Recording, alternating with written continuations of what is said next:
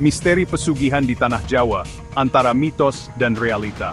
Assalamualaikum warahmatullahi wabarakatuh. Salam rahayu bagi kita semua. Selamat datang di channel Sinhide, channel yang membahas tentang serba-serbi sejarah Nusantara, terutama di Tanah Jawa. Dan dalam video kami kali ini, kami akan mengungkap misteri pesugihan di Tanah Jawa. Sebuah topik yang selalu menarik perhatian, penuh dengan bisikan dan legenda, dan tak jarang membuat bulu kuduk merinding membayangkannya. Dalam video ini, kita akan mengupas tuntas, menyelami jauh ke dalam sejarah, asal mula, dan berbagai jenis pesugihan yang ada di Tanah Jawa. Bukan untuk menakut-nakuti, tapi untuk membuka mata, bahwa di balik hiruk-pikuk modernisasi, masih ada sisi lain yang dipercaya dan dipegang teguh oleh sebagian orang. Siapkan diri Anda, mari kita mulai perjalanan mistis ini, dengan background gamelan Jawa yang akan menemani kita. Perjalanan untuk memahami, bukan untuk menghakimi. Tapi sebelum Anda masuki gerbang antar dimensi, kami meminta Anda untuk mendukung channel ini dengan cara subscribe, like, dan share, dan terima kasih sebelumnya. Tanah Jawa, sebuah kilas balik sejarah. Sebelum kita bicara tentang pesugihan, mari kita mundur ke belakang, melihat lebih dalam tentang Tanah Jawa itu sendiri. Sebuah pulau yang sejak dulu dikenal dengan kesuburannya, kekayaan alamnya, dan juga mistisismenya. Dari masa kerajaan Hindu-Buddha, kerajaan Islam, hingga era kolonial dan modern, Tanah Jawa seperti tak pernah lepas dari kisah-kisah supranatural. Kerajaan-kerajaan besar pernah berdiri di tanah ini, meninggalkan jejak sejarah, candi-candi megah, dan juga cerita tentang kekuatan mistis yang melindungi mereka. Masyarakat Jawa kuno percaya dengan kekuatan roh nenek moyang, kekuatan alam, dan kekuatan supranatural yang bisa mempengaruhi kehidupan manusia.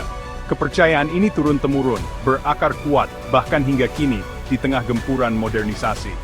Pesugihan, sebagai salah satu bentuk kepercayaan terhadap kekuatan supranatural, juga tumbuh dan berkembang di Tanah Jawa, menjadi seeing gamets flick old cap.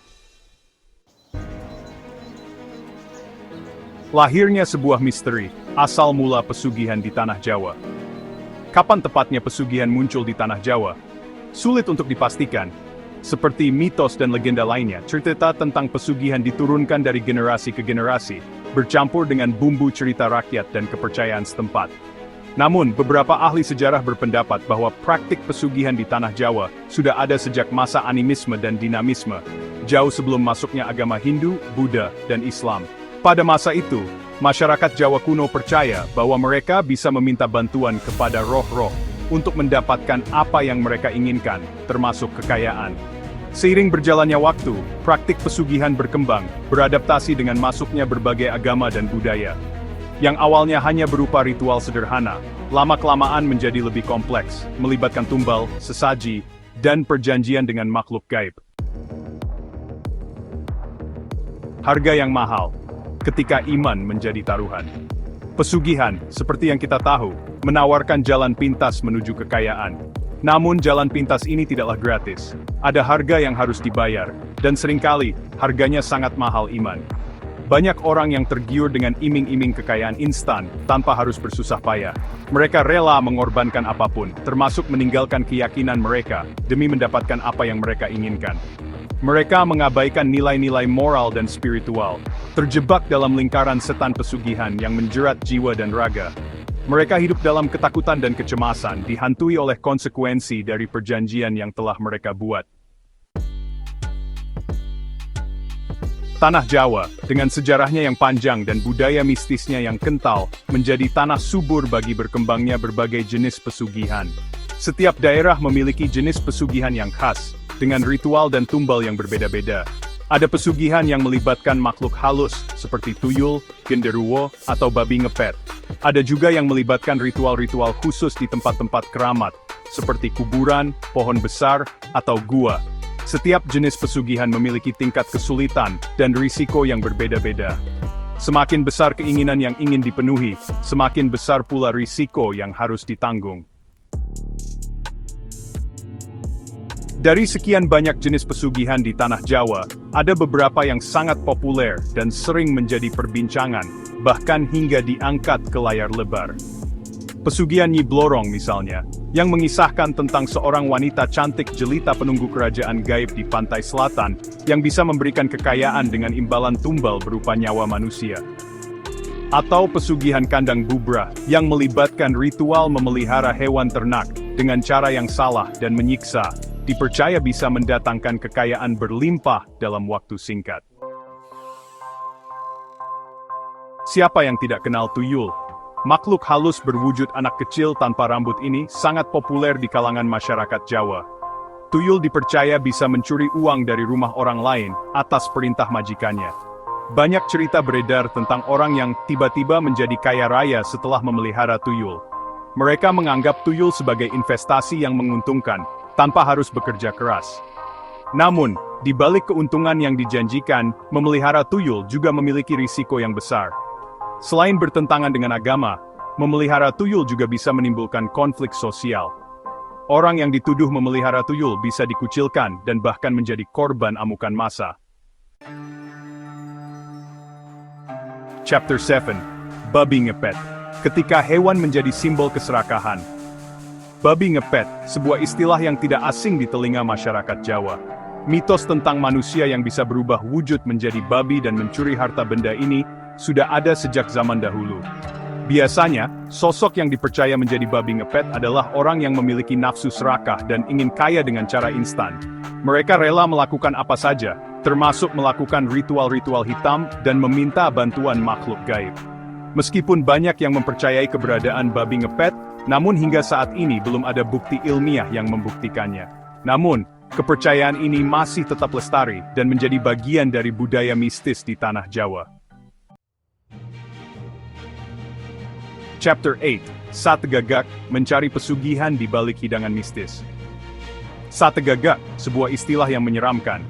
Bukan tanpa alasan, sate ini dipercaya menjadi salah satu media untuk mendapatkan pesugihan.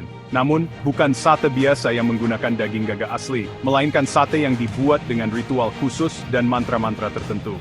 Konon, sate ini digunakan sebagai sarana untuk meminta bantuan kepada makhluk gaib, agar bisnis atau usaha yang dijalankan lancar dan mendatangkan keuntungan berlipat ganda. Namun, di balik keberuntungan yang dijanjikan, terdapat konsekuensi yang harus ditanggung. Mereka yang melakukan pesugihan sate gagak dipercaya akan terus dihantui oleh makhluk gaib dan jiwanya tidak akan tenang, meskipun sudah meninggal dunia. Bulus jimbung, sejenis kura-kura dengan tempurung yang unik, dipercaya memiliki kekuatan mistis dan sering dikaitkan dengan pesugihan. Banyak yang percaya bahwa bulus jimbung bisa mendatangkan keberuntungan, keselamatan, dan bahkan kekayaan bagi pemiliknya. Berbagai mitos dan legenda menyelimuti hewan ini.